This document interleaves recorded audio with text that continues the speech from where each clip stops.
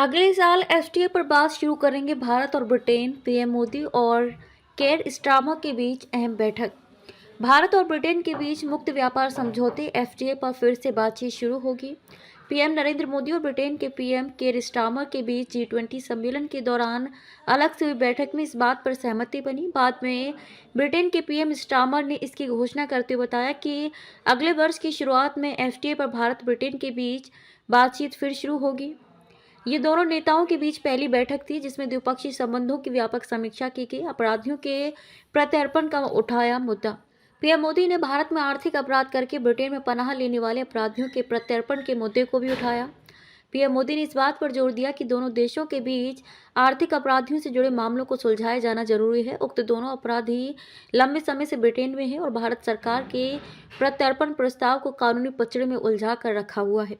5 यूरोपीय देशों के प्रमुख से मिले। पीएम मोदी G20 शिखर सम्मेलन में हिस्सा लेने के लिए ब्राजील की राजधानी रियो डी जेनेरो में है। पीएम मोदी के यूरोप के 5 अहम देशों ब्रिटेन, इटली, फ्रांस, पुर्तगाल और नॉर्वे के प्रमुख से अलग अलग द्विपक्षीय मुलाकातें की। ऐसे समय जब दुनिया की नज़र अमेरिका और चीन के बीच बढ़ते तनाव, यूक्रेन रूस युद्ध, पश्चिमी एशिया और हिंद प्रशांत क्षेत्र की स्थिति पर है, तब भारतीय पीएम व कूटनीतिकारों ने यूरोपीय देशों के साथ रिश्तों की समग्र समीक्षा की है।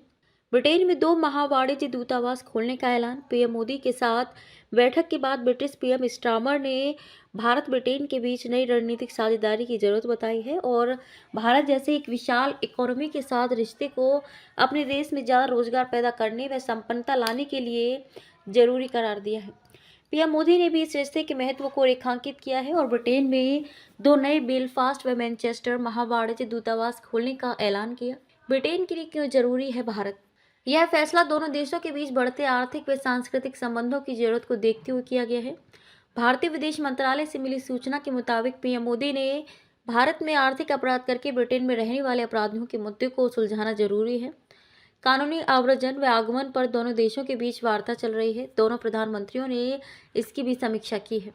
इसके बाद दोनों शीर्ष नेताओं ने अपने कैबिनेट मंत्रियों को निर्देश दिया है कि वे समग्र रणनीतिक साझेदारी के तहत बनी सहमतियों के तहत अलग अलग क्षेत्रों में कदम बढ़ाएं। इस निर्देश को इसलिए जरूरी माना जा रहा है कि ब्रिटेन में बार बार सरकार का मुखिया बदलने से रणनीतिक साझेदारी के तहत बनी सहमतियों पर अमल करने में समस्या आ जाती है।